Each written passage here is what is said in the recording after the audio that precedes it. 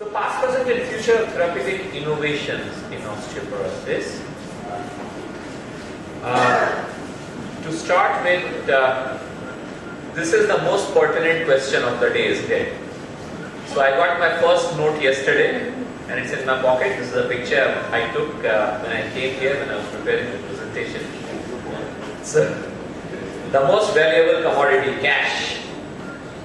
And while coming from the airport to here, I realized that there are long queues at all ATMs, and this is across Calcutta, across Siliguri, and I think across the whole of the country. So hopefully we'll get over all this in the next few days, few weeks maybe. Moving on to the actual topic of the day, is the osteoporosis is the most common bone disease in humans. It's characterized by a low bone mass, a microarchitectural deterioration of bone, increase in bone fragility and susceptibility to bone breakage fractures. That's what it does. It's actually a significant public health problem in this country, and it's 1 in 8 males and 1 in 3 females that suffer from this problem of osteoporosis above the age of 50. Now, as compared to the developed world, we are seeing osteoporosis at a lower age, and that has something to do with our lifestyles. Now, if you look at this curve, so life expectancy has gone up massively. I'm told that when India got independence in 1947, life expectancy at birth was slightly below 50, something like 48, 49. The current life expectancy at birth is slightly below 70. It's 68, 69, males, females, something like that. So, to me, what it means is somebody born today is going to live 2 decades more than his or her great-grandfather. So we're going to have a significant aging population. We have it now. And if you look at China, the way their curve, the bell curve of the population has shifted to the right, it's going to happen in India. Because now younger couples are going to have smaller families. So 6 child per family, 5 child, 4, 3, 2, 1, 1, and sometimes 0. So we're going to have a more aging population and thereby more incidence of osteoporosis. And if you look at these graphs, they're I think quite self-explanatory. Now to diagnose osteoporosis, what do? We always start at medical science, history, examination, investigation. So that's the same order. You assess for clinical risk factors, you do a physical examination, you do a BMD assessment, you could do a vertebral imaging, and you can do even some biochemical markers of bone turnover. Now, I think most of us are aware about this. Bone mineral density is what defines osteopenia, osteoporosis, and is the DEXA measurement of the hip and spine, which is the most commonly used method to diagnose osteoporosis. And it's essentially, it follows the bell curve, so 1 standard deviation, you're alright, 1 to 2.5 standard deviations, you're osteopenic, beyond 2.5 standard deviations, you have osteoporosis. That's what it is. That's what this whole jargon means. And sometimes people get confused between T-score and Z-score. It's very simple. T-score is BMD compared with what your peak bone mass would have been. If you are 50, what your peak bone mass was in your 20s. And Z-score is something compared with your peers, with the age and gender matched group. Vertebral imaging is another area which is emerging. If you see vertebral fractures on imaging, it's a sign of impaired bone quality, it's a sign of poor bone strength, and essentially you need to do the lateral views. That's when you see the collapse of the spine. And presence of a single vertebral fracture actually is known to increase the risk of subsequent fractures. Additional bone densitometry technologies, I'm not going to worry you too much with this. There's a lot of CT-based absorptiometry, trabecular bone score, P-DEXA, and the qualitative ultrasound. But for us, the basics are there, which is the vertebral imaging and most importantly, the DEXA.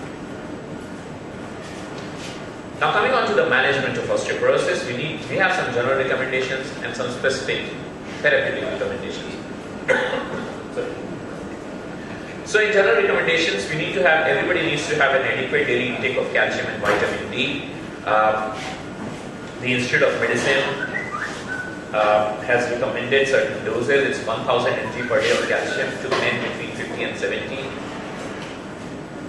And it's 1200 to women more than 51. It's slightly lower age group in women because of postmenopausal osteoporosis. And the controlled trials which show reduced fracture risk when you combine a calcium and vitamin D supplementation. So pretty much post-menopausal women need this kind of supplementation. 800 to 1000 IU per day is what is effective. And when somebody has been tested positive for a vitamin D deficiency state, then they need a high dose followed by maintenance therapy. So essentially, in short, vitamin D is vital for calcium. You need regular weight bearing and muscle strengthening exercises for your bones to remain healthy, and you need to prevent falls. And tobacco and alcohol have detrimental effect on bone density, so they need to be avoided. Coming on to pharmacologic therapy, so there are various categories of medication that we have now. It's anti-resorptive medications like bisphosphonates, calcitonin, estrogens, and the tissue selective estrogen complex. So essentially, some hormonal manipulation, calcitonin, bisphosphonate. And then recently, anabolic medications have come up, which have become very popular now and have shown quite definite significant benefits. Now, we need to divide them into our lines of defense. So the first line of defense is still the same old alendronate, risedronate, and the newer zoledronic acid. Alendronate and zoledronic acid have been proved to be more efficacious than the rest. Second line is ivandronate, and then you could move on to the estrogen manipulators like raloxifene. And last line is calcitonin. There's some controversy now. Calcitonin with an increased risk of carcinogenic potential beyond 6 months of usage. And essentially, if you have patients with very high fracture risk or in whom bisphosphonate therapy has failed, then it's actually teriparatide that can do wonders. The new agents, now that's where the future is headed. Denosumab, which inhibits osteoclast-mediated bone resorption, reduce the incidence of fractures after 3 years of use, pretty much fall across. And there's a gain in BMD, a definite gain in BMD has been shown. And something more, strontium granulate, which has come, it promotes bone formation as well as inhibits resorption, improves the gain in BMD and bone quality improvement, and a risk in fractures. It has been shown after 3 years and 5 years of use to have significant impact. There's some newer things which are on the horizon, like anti-sclerostin antibodies, parathormone, related proteins, and cathepsin K inhibitors, which are fairly new. We still don't have them as yet. They're at various stages of trials. They're still, that's where the future is going to be. That's where these things are going to develop. So to conclude, osteoporosis is a significant morbidity, mortalities in higher age group. Bone density remains the most valid and the most reliable measure as of date. There are currently numerous medications which are available, but we have to go by the various lines of defense, so you go along with. And there's a need for drugs, the newer ones, which would come with high safety, increased bone mass, and would give long-lasting benefits. These newly highly effective agents, they may offer new therapeutic tools, and that's what this conclave is all about innovation, about coming up with new ideas. Thank you very much. So, special thanks to Kerala for organizing this thing. Should we move on to the second talk, if everyone is all right? Maybe we can take the questions at the end of the second one. So the second one we will talk about is on arthroscopy and advances in arthroscopic surgery. I'm essentially an orthopedic surgeon, but with a special interest in training in arthroscopic surgeries, and that's what I do most of the time, apart from the joint replacement practice. So coming on to advances, what's the agenda? We will talk about common joint problems. I don't know how many orthopedic audience there is Is anybody from the orthopedic fraternity over here? Can we have a raise of hands? Okay, brilliant. So quite a few. So there's something more exciting, more surgical now coming up. So what are the common joint problems? And we'll talk about solutions in arthroscopic surgery, and we'll go through some Q&A. So with joints, most commonly we come across people with knee and shoulder problems. Then we have internal problems of wrist, elbow, ankle and hip. And we'll see how we've got applications in pretty much all of these joints. Coming on to the shoulder, we could have somebody with a shoulder instability or the shoulder dislocation, frozen shoulders, or adhesive capsulitis. Rotator cuff tears. Now it could be rotator cuff tears, tendinopathies, a broad spectrum of problems in the rotator cuff, and shoulder arthritis. Coming on to shoulder dislocation, we have a short video. Let's have a look.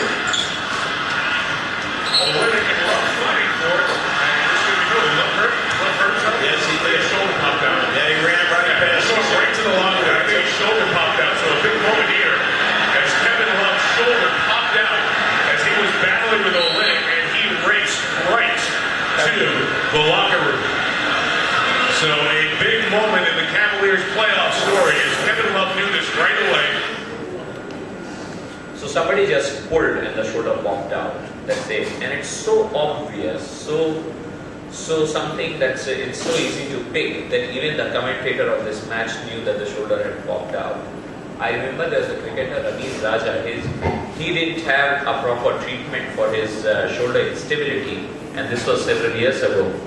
And at that time, the techniques for dealing with shoulder instability was still evolving, and his career didn't last very long after the devastating shoulder injury. What is the chance of a recurrent dislocation after this guy's shoulder dislocation? Anybody wants to make a guess? Any guess? C, 40 to 60, young 22-year-old professional athlete, or somebody who works in the police. It's actually 60 to 90. So if you have a first dislocation, the chances of a second dislocation are extremely high. And there have been studies which now say that in young active males, after a primary or a first time shoulder dislocation, a stabilization surgery is recommended. So this is what it is. The labrum tears and the glenohumeral ligaments tear and the ball pops out of the socket. And essentially what is now done is an arthroscopic labrum repair. And আমার নাম Shubhankar 2007-এ football খেলতে গিয়ে আমার first dislocation হয়। তারপর থেকে এটা continuously 5 to 6 Times বিভিন্ন ডিফারেন্ট মুভমেন্টে এটা হয়েছিল। তারপর 2014-এ আমি ডক্টর গৌরব গুপ্তাকে দেখাই, উনি আমাকে আর্থ্রোস্কোপি সার্জারি করার দেন। তো আমি সার্জারিটা করি। এখন আমি যথেষ্ট কনফিডেন্স পেয়ে গেছি, আমার হাত ওঠাতে হাত নামাতে কোনো রকম অসুবিধা হচ্ছে না। I am well, just well. So this is a very common theme, and now the trouble is most of the people who come to us come after half a dozen or more dislocations. Now if you have more and more dislocations, the soft tissue quality and the bone quality goes down, and that affects the repair quality in a surgery. So essentially this guy has now got full function. In the good old days when I was doing my postgrad, we were told that any kind of shoulder instability surgery will have some restriction in movement, people will have to give up certain things, and etc. etc. But that's not the case anymore. So coming to adhesive capsulitis, frozen shoulders, it's a global restriction of range of movement, especially the external rotation. Because the adhesive capsulitis pathology is in the anterior part of the shoulder, that's where the capsule thickens. X-rays will always look normal, and early management is by physio and rehab. Now when does a patient who's been to you for several weeks, several months, when does he actually need surgery? When does he actually need to get out of this physio rehab sort of mindset? Is when he is exhausted all options and he says, doctor, please do something. I'm tired of going to the physiotherapist. I'm tired of getting injections in my shoulder. I just cannot bear with it anymore. I cannot sleep with the pain at night. It wakes me up every night. And those are the cases where we can do an arthroscopic procedure and it works very well. This guy works in one of our hospitals and he essentially is a diabetic, a long-standing diabetic. He had 3 manipulations of shoulder and n number of steroid injections, and his adhesive capsulitis would not go. His frozen shoulder would not go. So this is the guy for an arthroscopic capsular release. We did it in his own hospital where he works, and within a few weeks he's back on track, full function, normal level of activities.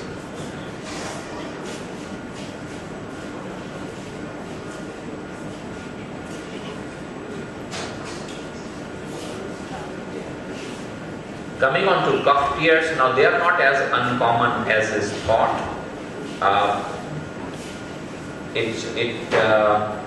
I still remember my postgraduate days, we were diagnosing very few rotator cuff tears, but more and more awareness, more and more science has progressed on rotator cuff pathology. So we now know that most people with pain and difficulty in lifting the arm have some element of rotator cuff disease. It could be a tear, it could be a tendinopathy, it could be a subacromial impingement.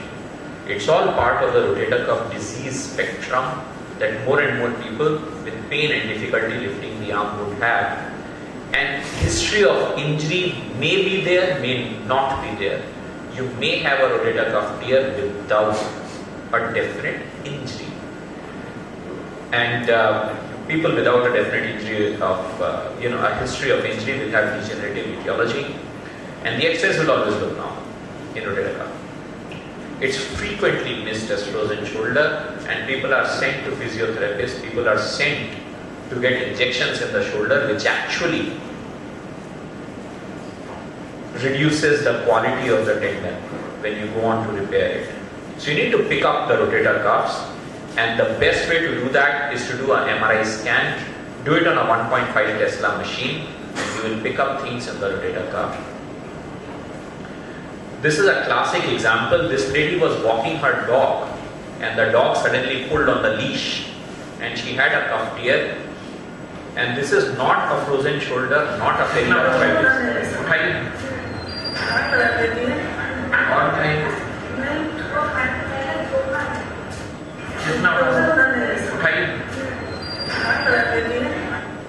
So if there's one thing that, of all the talk that on this arthroscopy, there's one thing that I would stress the most is to pick up shoulder problems. We see shoulder problems being written off as frozen shoulders when a lot of them are actually not frozen shoulders. A lot of them are cuff tears. Like this lady, she suffered for 6 months before somebody suggested, asked her to come and see us. We got an MRI scan, realized this is a rotator cuff tear, and then this was the scan of the lady. This was a clear-cut torn cuff over here.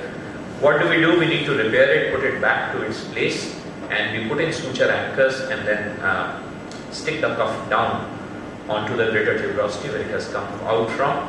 And this is how it's done. So this is the patient sitting in wheelchair position. And this is the camera in one hand and the instruments in the other. And it's pretty much like laparoscopic surgery, I'm sure all of you are aware of. And these are the little holes that they get. Not my phone. Sorry. So they get very good function, these cuff repairs. The pain goes away, the function improves, and essentially they get back to their life. These middle-aged women will typically say, चूल का समस्या, jar का ऊपर रान्ना घरे jar का नीचे नवाते बच्ची ना, चूल बनते बच्ची ना, জামা কাপড় ঠিক করে পরতে পারছি না। These are the women who have got these problems. Moving on to shoulder arthritis, advanced way of shoulder requires us for shoulder replacements. It's pretty much a standard operation, just like a hip or a knee replacement. Now, this is a classic example of a shoulder arthritis. Somebody did a hemi when actually the rotator cuff was also damaged along with the arthritis, rotator cuff tear arthropathy.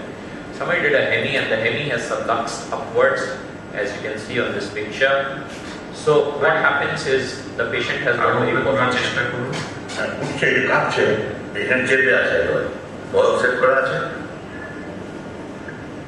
This is highest. Yes, So even with people who have had restraints, they continue to have problems. There is an option available which is called a reverse shoulder replacement. When nothing else works, this one does. So why reverse? Because instead of the ball you're putting a socket, instead of socket you're putting a ball, essentially. And that helps the deltoid to do the work that the cuff was doing. And these people go on to have a decent function. We took the hemi out in this guy and put him up on a reverse. So he's got a good function.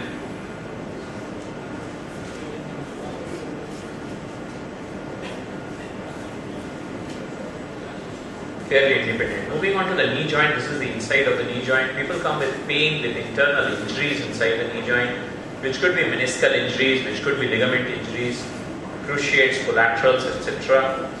It could come with clicking, locking, instability. Now the most important point here, if there's one thing that I would stress the most, that is a lot of meniscal tears are actually missed because people think that unless a 22-year-old footballer falls on the field on a tackle, meniscal tear does not happen. When meniscal tears do happen in middle-aged women or men with a weakened meniscus, even when they miss one step on the footpath, even then meniscal tears do happen. And they will just come with pain, nothing else. Just a bit of pain on the medial side or the lateral side of the knee. And if the x-rays will look perfectly normal, it is only arthritis that will show up on x-rays. But if you have somebody with knee pain, x-rays looking normal, it's probably time to look at an MRI scan. There could be something wrong inside here, even when the x-ray says everything is perfectly alright. So the evaluation of knee pain should be done with an x-ray. If negative, okay, move to MRI. That's what it is. So meniscal tears, they happen in all age groups. Injury in young, in elderly age group, there's a very slight injury and a meniscus tears. Pain, clicking, locking, x-ray is normal. And we can do an arthroscopic surgery for repair resection. Now meniscal surgery meniscal arthroscopic surgery has been in fashion for a long time. But then the question comes, why IAMICON? What is this about innovation? So the innovation is meniscal surgery is now done under local anesthesia. So you can have a look. For problems like a meniscal tear, arthroscopy is performed under a local anesthetic. Local anesthetic is injected in the knee.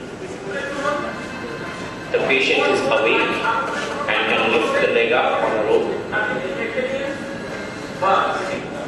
A partial meniscectomy is performed.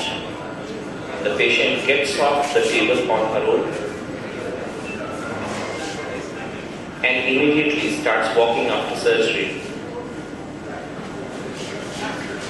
In the recovery, we offer her a cup of tea and just an hour after the surgery, she walks back home. So it's a half-day stay. Somebody with a meniscal tear can get it done under local anesthetic. Come in the morning, local anesthesia, operated, out in 1 hour. Then there are some other more serious meniscal problems like a meniscal root tear, which essentially disrupts the entire shock absorber function of the knee. So this guy is a professional marathon runner. We did a meniscal root repair. It's a very rare thing to happen. and he's back onto running professional marathons. The other things that you could treat in the knee in terms of injuries are ligament injuries. They could be the cruciates, ACL, PCL, or the collaterals, the posterolateral or the medial collateral. And they happen in sports injuries, they do happen in accidents. In our scenario, I see more young boys falling off motorbikes than the elite sports persons. I do see elite sports persons, but then much more than that is the neighborhood boy who fell off his motorbike and injured his ligaments. And again, with ligament injuries, they've got pain, they've got instability, they cannot walk properly, and the X-ray looks perfectly normal. So, MRI scan again is diagnostic, which will pick up your ligament injuries. Have a look at this, and this is pretty much one of the common mechanisms of this injury. The guy with the number 1 jersey,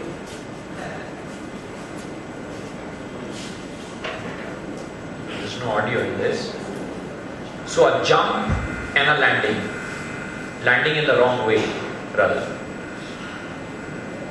Jump, and he lands with a twisted knee, and it gets swollen up, and he is moved out of the field. That's a classic ligament injury. It could be a jump in the field, it could be a jump off the motorbike, whichever way. So people come with pain, instability, difficulty in walking, and this is the cruciates, the anterior cruciate and the posterior cruciate, and these are the two collaterals which get injured. Now many people think that if you've had a ligament surgery, the career is over.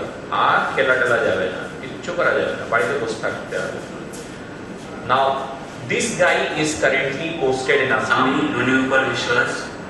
आज থেকে 10 মাস আগে doctor Gupta আমার পায়ের PCL reconstruction করেছিলেন। এখন আমি বিএসএসবি তে training করছি, আমার অর্ধেক ট্রেনিং শেষ হয়ে গেছে এবং আমি অল ইভেন্টে পাস করেছি ট্রেনিংয়ে, অল ইভেন্টে এক্সেলেন্ট করি। এখন আমি সম্পূর্ণ সুস্থ এবং ভালো চলে যাচ্ছে আমার। He is now fighting insurgency. He sent me these pictures on WhatsApp. This is when he came for follow-up, and these pictures when he got commissioned. So essentially with a ligament injury, the athletes don't have to lose their career.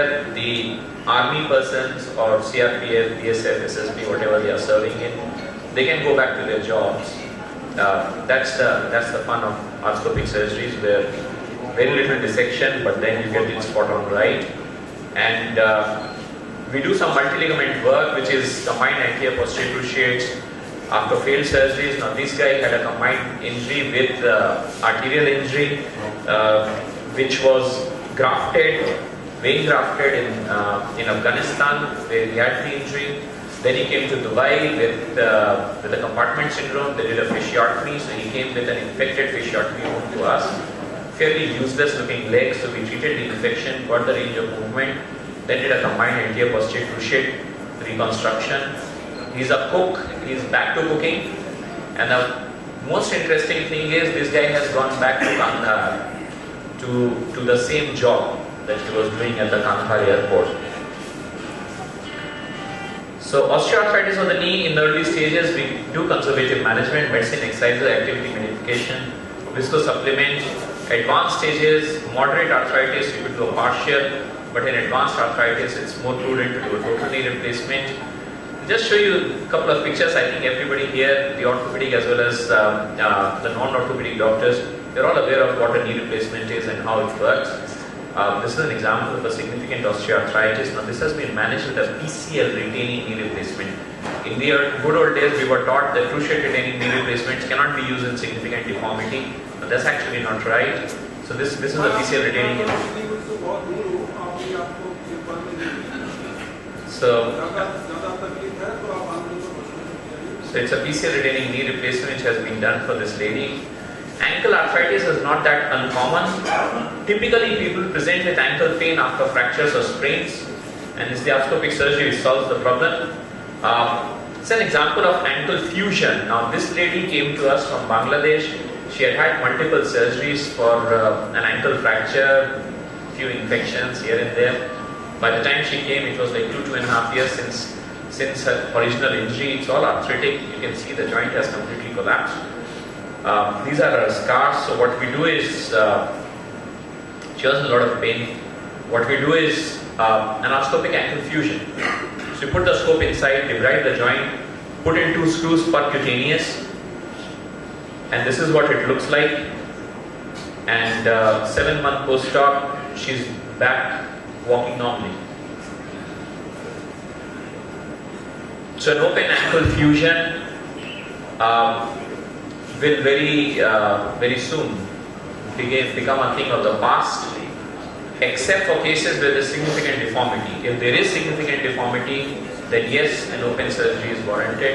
But with slight amount of deformity, but with arthritis only, the arthroscopic joint fusion is the surgery of choice.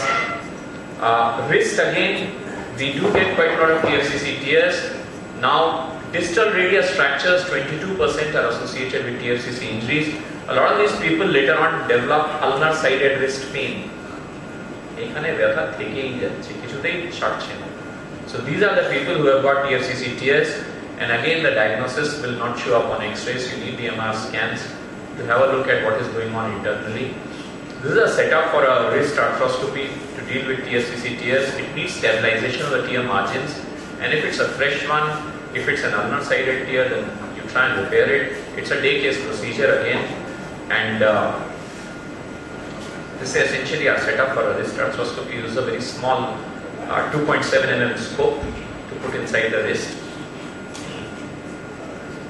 And this is a degenerative tear. By the time they reach us, it's almost like 2 years, 3 years, 5 years since the injury. So it's got a lot of degenerative changes.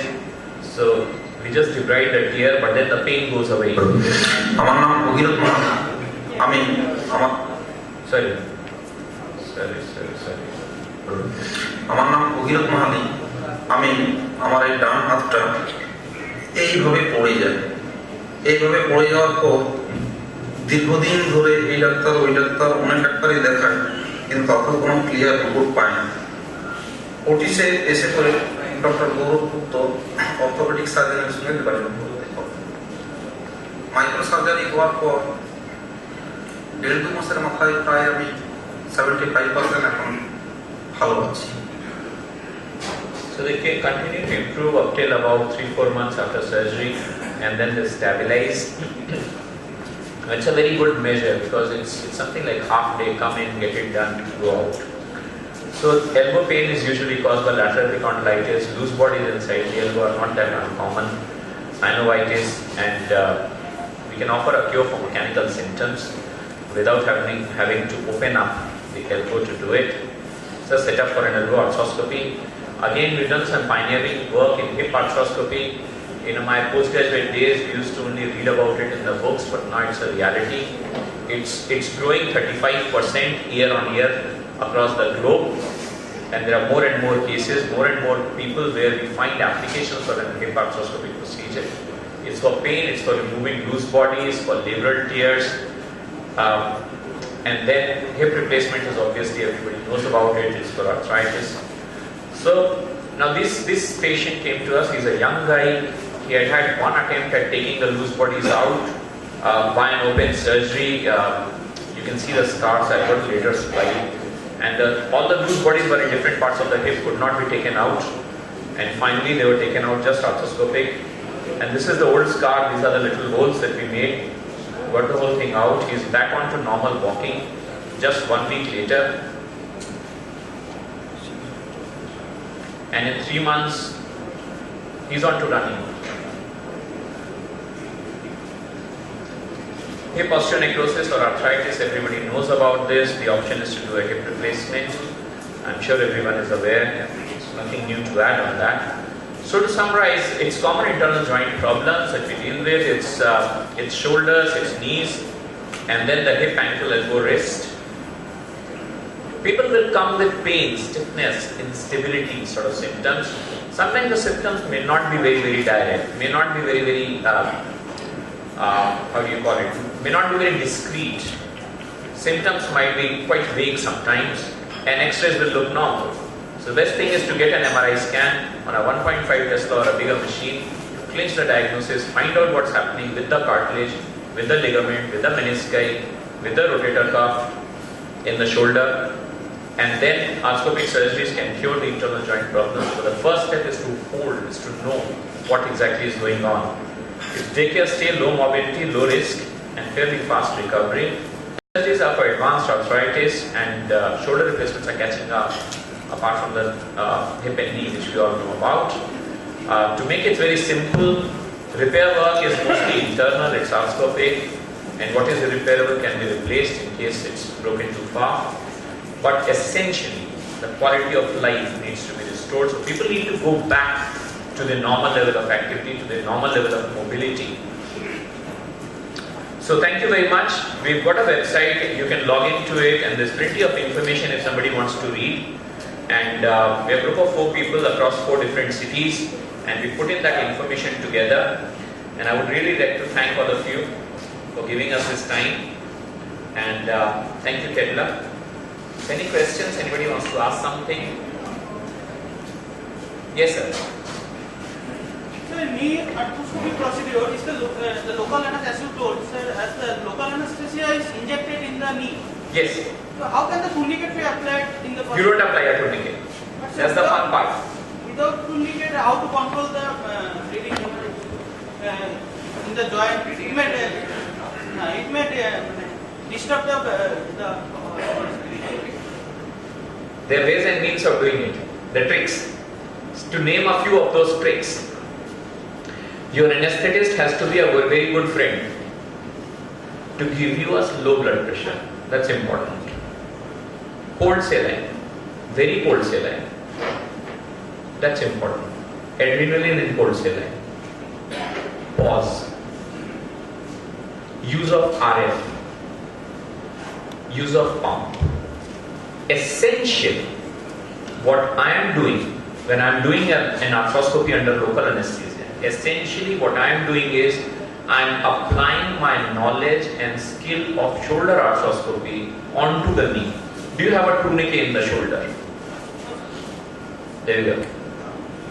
Same rules. Sir, Yes, sir. traumatic ulnar bursitis. Traumatic, sorry? Traumatic Olecranon bursitis. Traumatic olecranon bursitis, usually it will settle with isometry, etc. If it doesn't settle, you could actually do an arthroscopic bursectomy. I have done some arthroscopic bursectomy for ulnar bursa, for the olecranon bursa, as well as for the prepatellar bursa.